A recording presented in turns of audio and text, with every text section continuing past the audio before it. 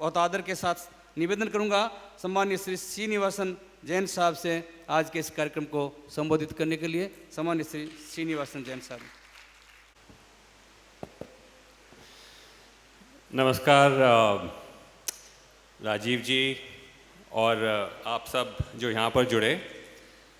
ये मेरे लिए बहुत ही बड़ा सम्मान है कि आपने मुझे चुना इसके लिए। और इसमें गणेश देवी जी भी मेरे साथ सम्मानित हुए, तो उसका एक तरह से और भी ज़्यादा एक उसकी मतलब स्पेशल उसका एक वजन है। जब राजीव जी ने मुझे सबसे पहले फ़ोन किया इस अवार्ड के बारे में, तो उन्होंने बताया अपने स्वर्गीय पिताजी के बारे में जो काम कर रहे थे कि वे गांधीयन धारा में यहाँ संस्था चला रहे हैं, और किस किस्म से उन्होंने पूरा एक यहाँ पर जो एजुकेशन को एक तरह से ऑलमोस्ट रेवोल्यूशनाइज किया है, जो आज हम आए और हमने देखा। और वाकई मतलब बहुत ही इम्प्रेसिव इंस्टीट्यूशन उन्होंने क्रिएट किया है। तो जब मैंने ये सुना तो मैंने कहा ये मेरे लिए खासकर काफ़ी स्पेशल है, क्योंकि मेरे फादर खुद राजस्थान के थे।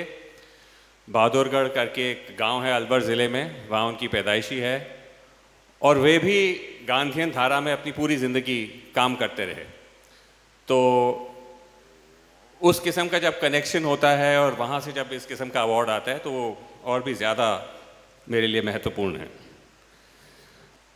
मेरी हिंदी इतनी अच्छी नहीं है, मैं पूरी तरीके से अंग्रेज़ी में 30 साल से पत्रकारिता करते आ रहा हूँ, तो उसके लिए मैं थोड़ा सा पहले से ही आप लोगों से क्षमा मांगूंगा। मीडिया की बात की, सनी सेबेस्टियन जी ने भी उसका जिक्र किया। तो मीडिया की जो हालत है पिछले 30 साल से जब मैं जर्नलिज्म कर रहा हूँ, उसमें बहुत बड़ा शिफ्ट आया है, बहुत बड़ी गिरावट आई है। वो हम सब के सामने है। ऐसा नहीं है कि कभी भारत में मीडिया की हालत बहुत अच्छी थी। मीडिया हमेशा दबाव के अंडर रहा है, चाहे वो राजनीतिक दबाव हो, चाहे वो आर्थिक दबाव हो। लेकिन एक वक्त था जब हम सब, चाहे चैनल या अखबार हो, हम एक दूसरे के साथ compete करते थे कि किस तरह से हम सरकार का खुलासा करें, कैसे कोई बड़ा घोटाला सामने लेकर आएं, कोई अगर अन्याय किया हो उस पर हम रोशनी मतलब शाइन करें। अब कंपटीशन चमचागिरी की हो रही है कि कौन ज़्यादा चमचागिरी कर सकता है। कभी कोई सवाल पूछ रहे हैं कि आप आम किस तरीके से खाते हैं, या आप अपने बटुए में क्या रखते हैं, या आप में इतनी एनर्जी कैसी है कि आप 18 घंटे काम करते रहते हैं। तो ये एक बहुत बड़ा शिफ्ट हुआ है। लेकिन मेरा मकसद यहाँ नहीं है कि हम मीडिया का एक तरह से शोक सभा रखें, क्योंकि उससे कोई फ़ायदा नहीं है। यहाँ पर कई युवा लोग हैं, शायद उनमें से कोई पत्रकार भी होंगे या शायद बनना चाहते होंगे, और ख़ासकर ऐसे बहुत सारे अभी भी पत्रकार हैं और मीडिया ऑर्गेनाइजेशंस हैं जो ईमानदारी के साथ, बहादुरी के साथ काम कर रहे हैं। और अगर हम पूरी तरीके से मीडिया को इस तरीके से देखें कि सब खत्म हो गया है, तो वो उनका जो काम है, उनकी जो साहस है, मेहनत है, वो उसको पूरी तरह से नकार देगा। जैसे कल ही मैं एक दिल्ली में अवार्ड सेरेमनी में गया, मीडिया जर्नलिज्म अवार्ड का सेरेमनी था। एक अवार्ड है चमेली देवी जैन अवार्ड, जो सबसे आउटस्टैंडिंग वुमेन जर्नलिस्ट को हर साल दिया जाता है। चमेली देवी जैन मेरी दादी थी। वो एक फ्रीडम फाइटर थी। मेरे दादा खुद फ्रीडम फाइटर थे, वो जेल जाते रहते थे। तो एक दिन मेरी दादी ने कहा कि मैं भी जेल जाऊंगी। तो इस पर काफ़ी बवाल मचा, क्योंकि उन दिनों में तो महिलाओं को घर से बाहर निकालने में काफ़ी दिक्कत होती थी। लेकिन उन्होंने ज़िद की और वो जेल गई, और उससे एक तरह से उनका एक इम्पैक्ट हुआ समाज में। तो उनके नाम से हमने ये अवार्ड स्थापित किया करीब 30 साल पहले। तो ऐसे कल 3 जर्नलिज्म अवार्ड्स दिल्ली में दिए गए। और जब मैं वहाँ था और जब मैं जो जर्नलिस्ट जो अवार्ड्स जीत रहे थे उनके बारे में सुन रहा था, उनकी स्टोरीज़ के बारे में सुन रहा था, मुझे एक बार दोबारा याद आया कि अभी भी जर्नलिज्म भारत में उसमें कुछ होप है, अभी भी कुछ जोश है। मैं आपको कुछ उदाहरण देना चाहता हूँ। जैसे एक जर्नलिस्ट जो जीती, उनका नाम है एना वेटिकार्ड, वो कल्चर सिनेमा पे काम करती हैं। तो उन्होंने पूरी तरह से इन्वेस्टिगेट किया कि किस तरीके से जो इंडियन फिल्म इंडस्ट्री है, हिंदी फिल्म इंडस्ट्री है, बॉलीवुड जिसे हम कहते हैं, उसको प्रोपेगेंडा के लिए कब्जा कर लिया गया है और उससे सांप्रदायिक मैसेजेस बार बार दिए जा रहे हैं। एक और जर्नलिस्ट निधि सुरेश को अवार्ड दिया गया। उन्होंने महिलाओं के अत्याचार पे बहुत काम किया है।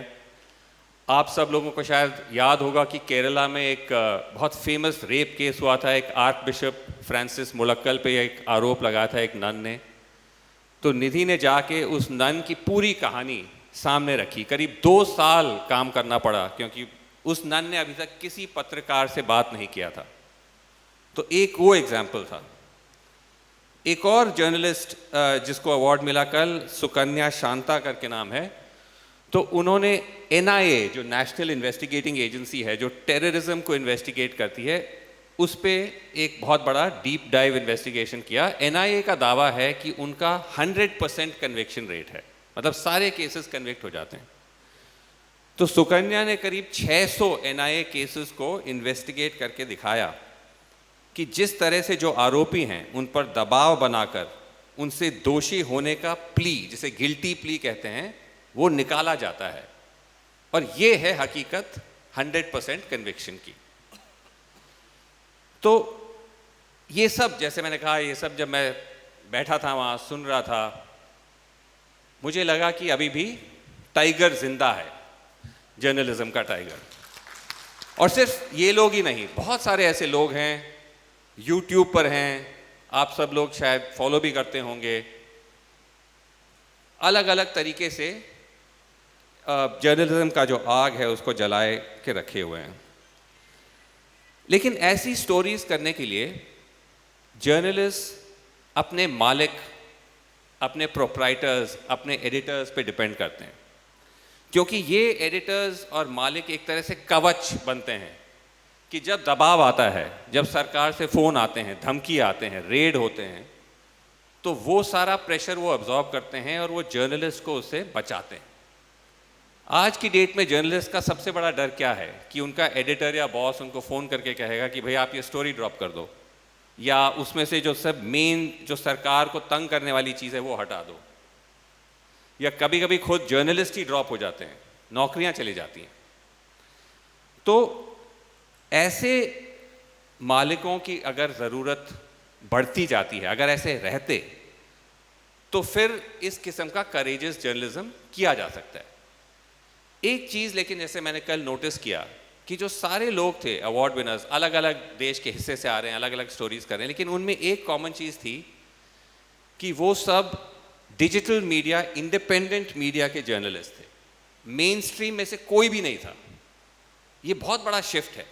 एक वक्त ऐसे अवार्ड्स में सारे बड़े बड़े अखबारों, टीवी चैनल्स के लोग करते थे, लेकिन अब वो बदल गया है। वजह जैसे मैंने कहा, क्योंकि मेन स्ट्रीम मीडिया, अभी भी ऐसा नहीं है कि सारा मेन स्ट्रीम मीडिया पूरी तरीके से अपने घुटने टेक चुका है, लेकिन ज़्यादा हद तक जो छोटी ऑर्गेनाइजेशंस हैं, जिनके पास इतने रिसोर्सेज भी नहीं हैं, उनके पास इतने लोग भी नहीं हैं, वो पूरी तरीके से लड़ाई में हैं और उनके मालिक ये झेल रहे हैं। उन पे केसेस होते हैं, उन पे रेड्स होते हैं, और उसके बावजूद वो अपना काम करते रहते हैं। जबकि जो बड़े देश के मीडिया हाउसेस हैं, बड़े बड़े चैनल, बड़े बड़े न्यूज़पेपर्स, उनके पास करोड़ों की संपत्ति है, उनके पास बाकी भी बिजनेसेस हैं, फैक्ट्रीज हैं, पावर प्लांट्स हैं, लेकिन तब भी उन्होंने ज़्यादातर घुटने सरकार के सामने टेक दिए। इसका मैं आपको एक बहुत कैसे कहें, एक बहुत ही आपत्तिजनक एक उदाहरण देता हूँ। हाल में हुआ ये, पिछले अक्टूबर में जो गृह मंत्री हैं अमित शाह जी, वो दैनिक जागरण के एक इवेंट में गए। इसी किस्म का इवेंट था, वो नरेंद्र मोहन स्मृति व्याख्यान, यानी कि जो नरेंद्र मोहन जिन्होंने दैनिक जागरण को फाउंड किया था, उनकी मेमोरियल लेक्चर थी। अक्टूबर की बात है ये। वहाँ पर अमित शाह जी ने बहुत चौंकाने वाली बात कह दी। उन्होंने कहा कि जो देश की जो मुस्लिम आबादी है वो आज़ादी से लेकर अब तक इस वजह से बढ़ी है, फर्टिलिटी रेट की वजह से नहीं, नेचुरल ग्रोथ रेट की वजह से नहीं, लेकिन इन्फिल्ट्रेशन की वजह से बढ़ी है, घुसपैठियों की वजह से बढ़ी है। अब इतना बड़ा जब उन्होंने क्लेम किया तो उम्मीद है कि कुछ वो एविडेंस देंगे, कुछ सबूत देंगे। कोई सबूत नहीं दिया, बस इतना ही कहा क्योंकि मुस्लिम पॉपुलेशन की फर्टिलिटी रेट ज़्यादा है तो इस वजह से बहुत हाई है, यही सबूत है। अब ये कोई नया क्लेम नहीं है, ये बहुत पुराना एक तरह से चलता आ रहा है। हिंदुत्व संगठन, आरएसएस, बीजेपी इसको करता आ रहा है और इसका कई बार खंडन हो चुका है। कोई भी अगर सिंपल आप गूगल सर्च करेंगे तो इसमें आप पाएंगे कि मुस्लिम फर्टिलिटी रेट हाई है, लेकिन उसकी मेन वजह यह है कि मुस्लिम पॉपुलेशन गरीब है, बैकवर्ड है। और हाई फर्टिलिटी रेट और बैकवर्डनेस का बहुत क्लोज कोरिलेशन है। जैसे आप देखेंगे कि यूपी और बिहार जैसे प्रदेश हैं, उनकी fertility rates south Indian states, Karnataka, Kerala, Tamil Nadu से बहुत ज़्यादा हाई है, क्योंकि वो बैकवर्ड और poor states in relative terms माना जाता है। तो ये high percentage of Muslim growth का कोई षड्यंत्र नहीं है, ये पॉवर्टी और बैकवर्डनेस से जुड़ा हुआ है। और ये भी एक तरह से स्टैग्नेंट नहीं है, मतलब ये गिर रहा है। फर्टिलिटी रेट जैसे ही समाज में एजुकेशन होता है, लिटरेसी होता है, फर्टिलिटी रेट गिरता है। ये सारा डेटा, ये सारा एविडेंस फ्रीली अवेलेबल है। लेकिन तब भी इतने ऊंचे पद के एक सरकार के अफसर, एक मंत्री ने ये दावा किया और मंच पे सारे बड़े बड़े दैनिक जागरण के सब लोग बैठे हुए थे, उनके संपादक थे, उनके फाउंडर थे, किसी ने कुछ नहीं कहा। कहते भी क्या, अगर कुछ कह देते तो सामने, मतलब पता है कि जैसे कहते हैं ना कि आप क्रोनोलॉजी समझिए, तो वो क्रोनोलॉजी तो सबको समझ आ गई कि आप कुछ अगर आवाज़ उठाते या कुछ कहते तो सीधा आप पर रेड होता, नोटिस आता, जो भी। तो आज की स्थिति में जैसे मैंने कहा कि पत्रकार के अंदर अभी भी आग है, लेकिन हमें वैसे मालिक चाहिए जिनके पास दो चीज़ें होनी चाहिए, एक तो रीढ़ की हड्डी और दूसरा अच्छे वकील। ये दो चीज़ों की ज़रूरत है। अच्छे वकीलों की कोई कमी नहीं है देश में, लेकिन रीढ़ की हड्डी की थोड़ी शॉर्टेज इस वक्त चल रही है। जिस तरह से एलपीजी की शॉर्टेज हम महसूस कर रहे हैं, उस तरह से थोड़ा ज़्यादा करेज, थोड़ा स्पाइन हमें इतना महसूस नहीं हो पा रहा है। मैं तो फॉर्चुनेट था कि जिस संगठन में मैंने काम किया, एनडीटीवी, पिछले 2 साल से मैंने छोड़ा हुआ है। हमारे मालिकों ने पिछले 10 साल में क्या क्या नहीं झेला। हर रोज़ ईडी, सीबीआई, आईटी के पास घंटों घंटों तक बैठते थे तो कि मैं और मेरे जो साथी हैं वो अपना काम निष्पक्ष तरीके से करें। तो ये एक बहुत बड़ा, जैसे मैं कहता हूँ, एक फैक्टर है कि आज के जर्नलिज्म में जो हम चाहते हैं कि इसमें ज़्यादा वो आए, they should be a growth, एक बढ़त आनी चाहिए। लेकिन मैं एंड में ये कहना चाहता हूँ कि हालांकि हालात काफ़ी मुश्किल लग रहे हैं, मैं जब भी ऐसे अवसरों पे जाता हूँ या कभी खासकर जो युवा रिपोर्टर हैं, युवा जर्नलिस्ट हैं, उनसे बात करता हूँ, जर्नलिज्म स्कूल्स में भी मुझे बुलाया जाता है, तो मैं उनसे कहता हूँ कि हालात बुरे हैं लेकिन एक मौका भी है। हम इस वक्त एक ऐतिहासिक दर में हैं, मोमेंट में हैं, जब हम पूरी तरह से देख रहे हैं कि हमारा देश जो एक लोकतांत्रिक देश है, पिछले 17-70 साल से अच्छा बुरा जो भी है, हमने उस लोकतंत्र के फायर को, उसके आग को किसी तरीके से जलाए रखा। और अब एक बहुत बड़ा शिफ्ट आ रहा है, हम एक तानाशाही की तरफ जा रहे हैं। जा क्या रहे हैं, कुछ लोग मानते हैं कि हम ऑलरेडी वहां पहुंच गए। ये एक बहुत बड़ा परिवर्तन आ रहा है, और किसी भी जर्नलिस्ट के लिए इससे बड़ी क्या स्टोरी हो सकती है कि आपका देश आपके आंखों के सामने बदल रहा है। तो मैं हमेशा कहता हूं कि अगर आप इस स्टोरी को बता सकते हैं किसी भी तरीके से, चाहे आप डिजिटल पे बता रहे हैं, चाहे आप यूट्यूब पे कह रहे हैं, चाहे आप ट्विटर पे, फेसबुक पे, अगर किसी तरीके से आप इसको निष्पक्षता से दिखा सकते हैं, आईना दिखा सकते हैं जो सत्ता में है कि क्या हो रहा है देश के साथ, तो ये आगे की पीढ़ियां याद रखेंगी हमेशा के लिए कि इस वक्त आपने जो पत्रकारिता की उसका जो एक तरह से रिकॉर्ड है वो इतनी आसानी से भूला नहीं जा पाएगा। तो इस उम्मीद से मैं अपनी बात ख़त्म करता हूँ। बहुत बहुत धन्यवाद once again Rajiv ji for this honour, thank you very much. बहुत बहुत धन्यवाद सम्माननीय श्री श्रीनिवासन जैन साहब।